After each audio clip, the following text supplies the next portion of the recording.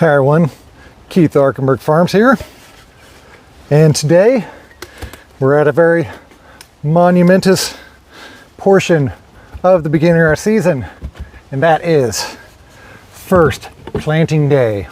So my first round of plantings, do every year, first week of February, regardless of the season. And that is our pelleted leaf lettuce and our spring onions, bunching onions, whatever you want to call them. They need the biggest head start compared to everything else. And with lettuce, we just want to have some lettuce to get out in the field early. Now, if you recall last week, we just did our initial planning of what we're going to plant this year and where. The next step for that is to refine it a little bit more, check the crop list that I'm actually going to grow this year off of last year's numbers. And then the next step is going to be going up to the seed house, well, the seed house, post-harvest building, getting into my seed and really seeing what I have in inventory. Because I don't know, things go in and out throughout the season. I use stuff, I run out of stuff. But that's one point I want to get to before we get any further, is that I do not make one big seed order for the year anymore. I find it to be pointless. You order too much seed. It's kind of what the seed companies encourage you to do. They give you, $200, you get free shipping. What's free shipping 3 or 4 seed orders per year compared to not buying so much seed that you don't need it? We'll see that here in a second. I actually started to get out some of my seed and some of the stuff I've had for years that I know I'm never going to use because I've been trying to use that amount of seed. It just doesn't ever go away. One right here, bunching onion packets, 25M, so 25,000 seeds. I've been using that for 5 years. Final thing before we get to it, let everybody know that the sale from last week on the Market Gardening Farm School and some other things in the digital tools and training store are still going to be that way for another week. Be sure to go check it out. I'm working on the rebranding of the store right now. We're transitioning over to Growers Blueprint. I'm sure you've probably seen it on the thumbnails in the corner. And I believe it's, down here in the corner in my watermark now as well. But that's a project I've been working on, trying to get that set up, migrating the Market Gardening Farm School over there to a real platform here before long, setting up the Growers Blueprint over there. Should be another online course with a bunch of mini courses. And the exciting part is, in the process of building out the Growers Blueprint, I actually ended up with a blueprint, which is a book that I'm working on final edits right now.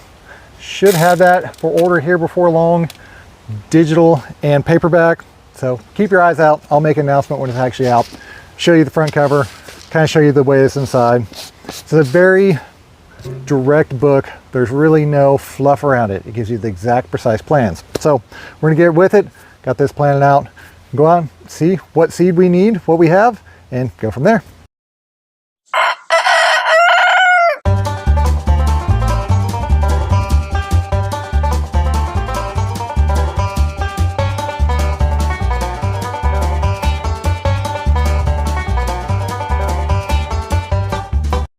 Now, the first step in having a proper seed inventory is proper storage.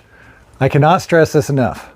I've had seeds in these deep freezes 5-6 years since 2019. They still work great. The bunching onions I'm planting, I bought those 4 years ago, still getting great germination on them. But that is because they are kept in a deep freeze, not an indoor refrigerator. I can't stress that enough. Indoor refrigerators have defrost cycles. It warms them up. It does not keep them below freezing and maintain there. I used to use my bench freezer primarily. Now I've switched over to the standing one. A little bit better because I can actually get in and see it easy. Most of my seeds all down here on the bottom. Commonly used things, the Salanova seed, my radishes, my spring mix, my direct seeded gourmet mix, all up top, easy to get to. The rest I keep down on the bottom part in labeled containers. So each of these containers is labeled on it itself. So we've got 4 different categories. We've got fruits and flowers. We've got radishes, because I have a whole crap ton of radish seeds and grow a bunch of them. Roots and onions, so ground stuff. And then the last one is greens, broccoli, cauliflower, kohlrabi, that kind of stuff there. Of course, the bigger stuff like green beans, they don't fit in a box, especially when you make the mistake and order a bag this big. That's what I was talking about with not ordering all of your seed at the beginning of the season, because you do something silly like, I don't know, order, how much do we got here? 5 pounds of green bean seeds. Do you know how long this will last me? Virtually forever. I thought I was ordering 5 ounces likely. 5 pounds. See that? Never going to use that all. Got many other examples of that in here. But anyways, we got our inventory. Go over to our little table over here and start taking count of what we have so we can put together our inventory to see what we actually need.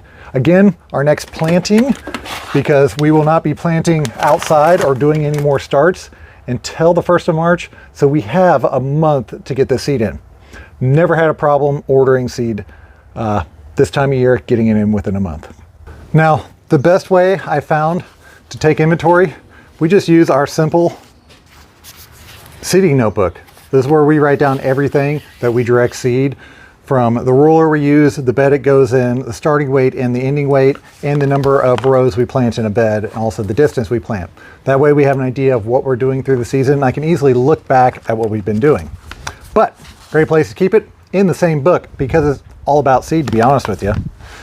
Very simple, 2 categories. You've got the type and the variety, I guess 3 categories.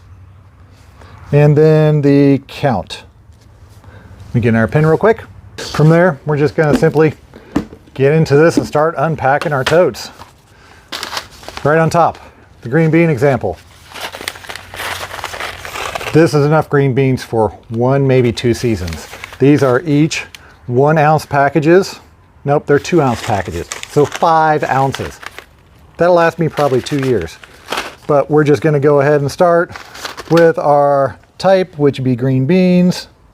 And then we've got Vortex and our Malibu. We have 2 ounces of each, so we write 2 ounces, 2 ounces. The one I pulled out earlier was Jade, so we'll do green beans there too, and Jade, and 5 pounds. Don't have to worry about that. We've got those set up already. So next part is just basically starting to search through this and find like things. I mean, this got some Anina eggplants in here. These actually go in the fruits and flowers because they produce a fruit.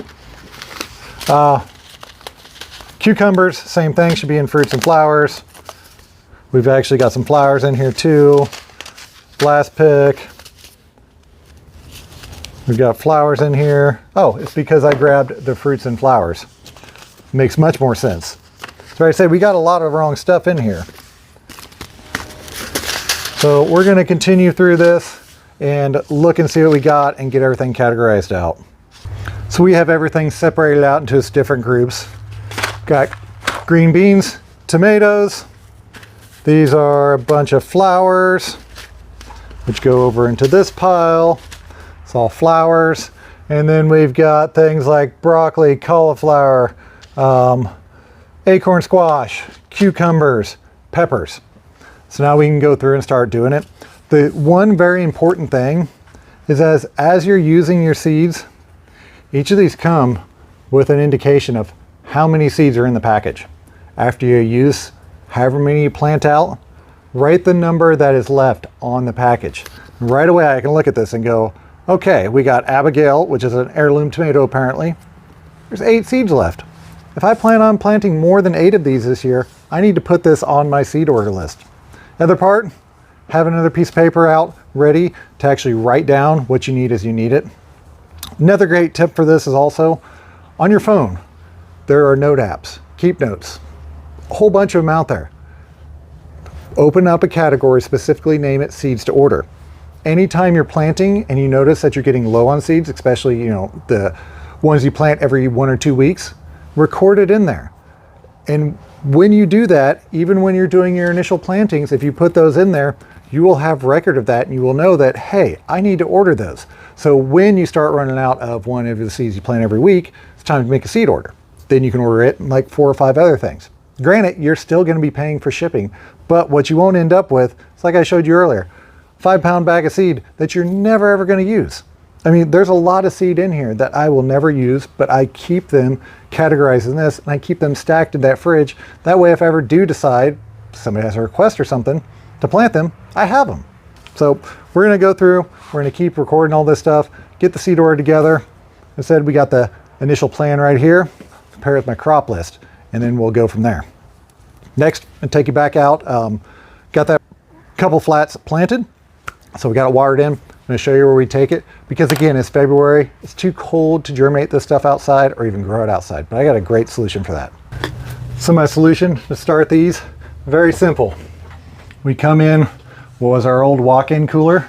It's actually just a 8x8 insulated box. Floors, walls, ceiling all insulated. And we have a indoor growing setup in here. Get the door closed here. Make some funny flickering with the light behind me for some reason. I'm not sure when we shoot this. Done many videos on this in the past. Simply take our watered in flats, load them onto the rack, and leave them because they are already ready to go. The lights cycle automatically, 16 hours on, 8 hours off. When the starts pop up, they will automatically hit light immediately and start growing and get nice short plants instead of the big long noodles that you get when you actually try to start these in a window. Little tiny space heater in the corner heats this whole entire thing. During the summer, we do have what I actually have my old CoolBot there. That's the only place I actually run it. And I'm just running a window air conditioner now. But in case I ever needed this for walking again, I just leave it right there. But that keeps it cool in the summer. We also start all of our summer lettuce in here and grow it out to transplant inside of here. It's a little bit more of a pain in the butt because I don't have the automated watering system in here, but it does so much better. And when it goes out in the field, it just does terrific. All this stuff is listed over at the Amazon affiliate store. Links down in the description. Grower's Blueprint, link down in the description. Grower's Blueprint Market Gardening Farm School and Digital Tools and Training. Again, link is down in the description. Go check it out. It's time to start planting, time to start getting stuff growing, time to get everything for your season ready to go because before you know it, it's going to be time to start harvesting. So as always, hope you all liked what you saw today. If you did, don't forget to like and subscribe. Keep farming. Have a good day.